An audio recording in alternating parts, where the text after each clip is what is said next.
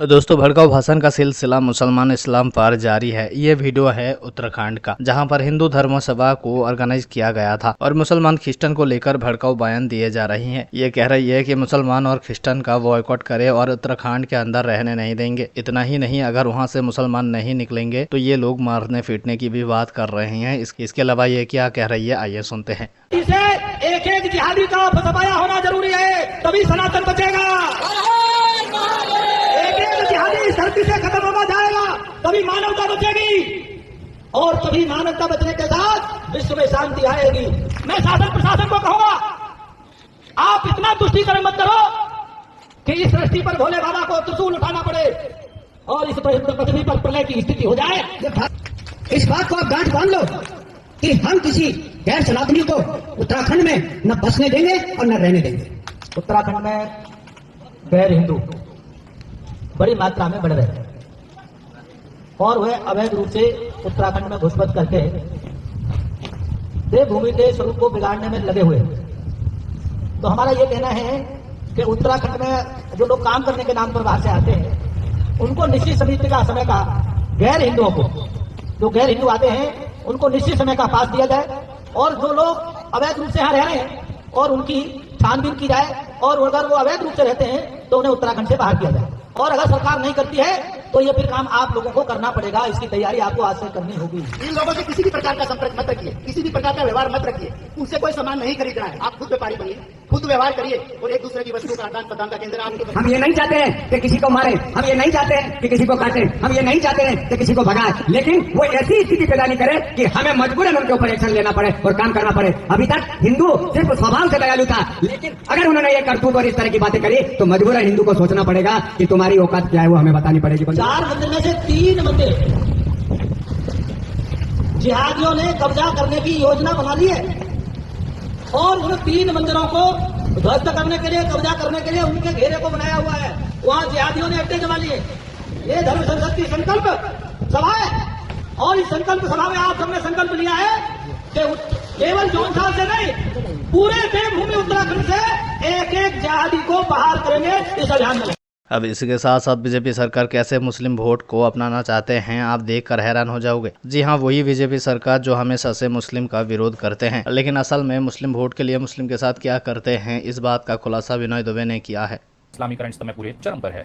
जिस पार्टी के अंदर कभी मुसलमानों के लिए कोई जगह नहीं होती थी, किसी भी प्रकार के नगरपालिका चुनाव से लेकर लोकसभा चुनाव तक कभी भी मुस्लिम प्रत्याशी बीजेपी नहीं उतारती थी, आज उसका ये दौर बदल चुका है। ये सबूतों के साथ मैं आपको आज इस विश्लेषण में दिखाने की कोशिश करूंगा कि बेचारे उन कट्टर सनातनियों के दम पर जिस पार्टी ने आज देश सहित बहुत सारे राज्यों में बहुमत हासिल किया, अब उन्हें दरकिनार करके मुसलमानों को सिर माथे बिठाकर, गद्दी पर बिठाकर उन्हें फायदा पहुंचाने की कोशिश भारतीय जनता पार्टी कर रही है। तो सबसे बड़ा सवाल ये उठता है कि क्या ये जो कट्टर सनातनी जिन्होंने दिन रात मेहनत कर इस पार्टी को शिखर पर पहुंचाया, क्या अब उनको पार्टी दरकिनार कर रही है?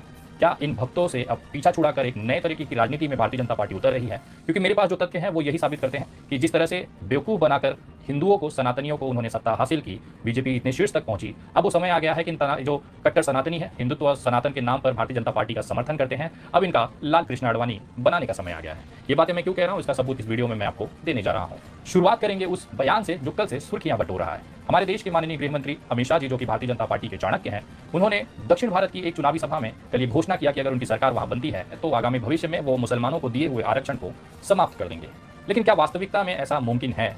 मैं आपको एक समाचार चैनल का एक स्क्रीनशॉट दिखाना चाहता हूं। आपके स्क्रीन पर ये जो TV9 का स्क्रीनशॉट है, ये 15 अप्रैल 2023 का है। ये जो स्क्रीनशॉट आप देख रहे हैं, इसमें कर्नाटक चुनाव के ठीक पहले कर्नाटक सरकार ने 4% जो मुस्लिम ओबीसी का रिजर्वेशन था उसको खत्म कर इसे 2-2% के हिसाब से वक्कलिका समाज और लिंगायत समाज को बांट दिया गया, क्योंकि इन दोनों समाज का इनको वोट जो था वो लेना था। लेकिन इसका मामला चला गया सुप्रीम कोर्ट में, वहां पर इनको फटकार लगाई गई है कि इस तरह से आप डायरेक्ट रिजर्वेशन खत्म नहीं कर सकते, ये त्रुटिपूर्ण है। ऐसे ही प्रथम दृष्टया सुप्रीम कोर्ट को ये दिखाई दिया है। इसका असर अब होगा चुनाव के बाद, क्योंकि चुनाव में तो ये दिखाएंगे कि वक्कलिका जो समाज है और लिंगायत समाज है, ये भारतीय जनता पार्टी उनकी हितैषी है, इसी बहाने उनका ये वोट ले लेंगे।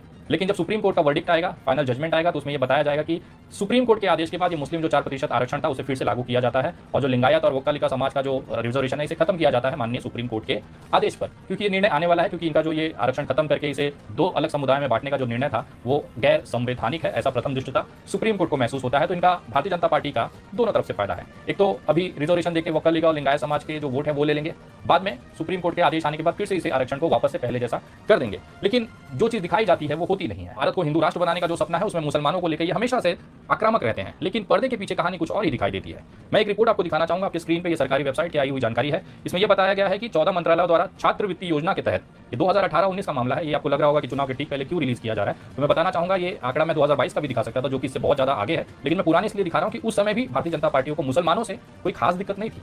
ये स्क्रीनशॉट ये बताती है कि 2018-19 में 2157 करोड़ रुपए छात्रवृत्ति के नाम पर बांटे गए। किसे बांटे गए? 1032 करोड़ मुस्लिम छात्रों को बांटे गए। जी हाँ, 1032 करोड़ मुस्लिम छात्रों को बांटे गए और 128 करोड़ केवल हिंदू छात्रों के हिस्से में आए।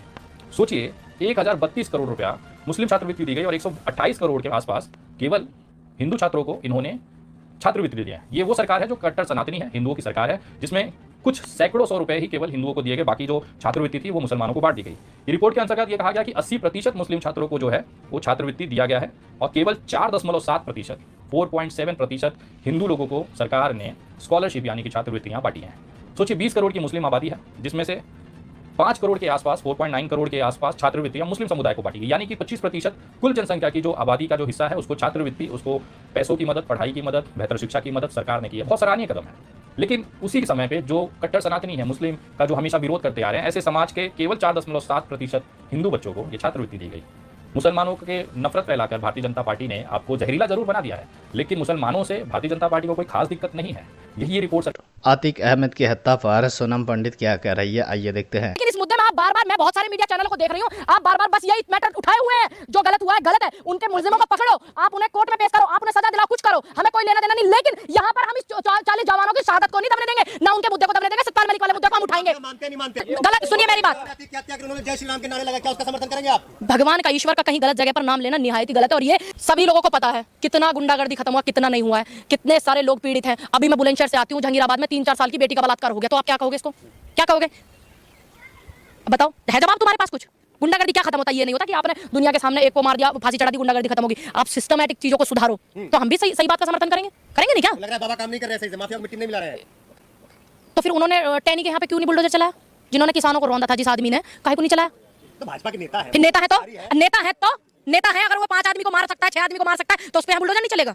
ये दुपला व्यवहार, इसके हम लोग खिलाफ हैं, ये गलत है। अच्छा, हाँ, अगर आप किसी माफिया को, कोई भी हो, किसी जात का, बिरादरी का, धर्म का, समुदाय का, हमें कोई लेना देना नहीं, लेकिन बराबर का इंसाफ कीजिए ना सभी के प्रति, चाहे वो कोई भी हो। अतीक की जब हत्या हुई तो लोगों ने जश्न मनाया, खुशी मनाई, उसको किस तरीके से? मैं तो ये कहूंगी, जो हुआ वो गलत था, सिस्टम के तरीके से, और कानून में, संविधान में जो भी सजा थी आप उनको वो देते, क्योंकि जनता भी भयभीत हो गई। कितने माइक, इतने सारे कैमरों के सामने, इतने सारे पत्रकारों के सामने, फिर यहाँ सुरक्षा पर सवाल उठ जाता है, आम जनता की भी। फिर यहाँ सुरक्षा पर सवाल उठ जाता है, जितने बड़े बड़े हमारे नेता हैं, देश की धरोहर है, जिन्होंने देश को आजाद कराया, वो भी लोग हैं, और भी लोग हैं सत्ताधारी पार्टी में, फिर उनकी सुरक्षा पर बात आ जाती है कि एक इतने सारे मीडिया के सामने ऐसा हो जाता है। एक व्यक्ति अगर कोई आरोपी है, उसको सजा सुनाया, वो सजा में उम्र कैद हो गया, फांसी हो गया, जो हो गया, वो एक सिस्टम की चीजें हैं, लेकिन इतने सारे कैमरों के सामने ये एक सिस्टम पर सवाल उठाता है। लेकिन लोगों ने जश्न मनाया। ये लोगों, जो मैं तो बताऊं, हमारे यहाँ तो अगर कोई दुश्मन भी अगर मर जाता है तब भी नहीं मुस्कुराते हैं। ये हमारे सनातन संस्कृति की परंपरा है। जो लोग इस तरीके की चीजें करते हैं वो हो गए गिद्ध, क्योंकि लाशों पर गिद्ध मुस्कुराते हैं। ये सनातन संस्कृति की परंपरा है, अगर कोई मर जाता है तो उस पर मुस्कुराते नहीं है। तो क्या लग रहा है कि लोग हिंदू धर्म को नहीं मानते जो खुशियां मनाई है? देखिए, मैं तो सनातन धर्म से हूँ, मेरा धर्म तो सनातन है। हिंदू नहीं? नहीं, हिंदू तो कोई धर्म ही नहीं होता। तो सनातन धर्म, हिंदू लोगों को भड़काना, लोगों में मोहब्बत को दूर करना, लोगों को झगड़ाना, ये है सनातन। है प्रेम, शांति, मोहब्बत, इज्जत, सम्मान, स्वाभिमान, ये सनातन है। तो मैं भारत के। तो दोस्तों, इस तमाम मुद्दे पर आपका क्या राय है, कमेंट करके जरूर बताना, और ऐसे ही वीडियो को देखने के लिए चैनल को सब्सक्राइब जरूर कर लेना।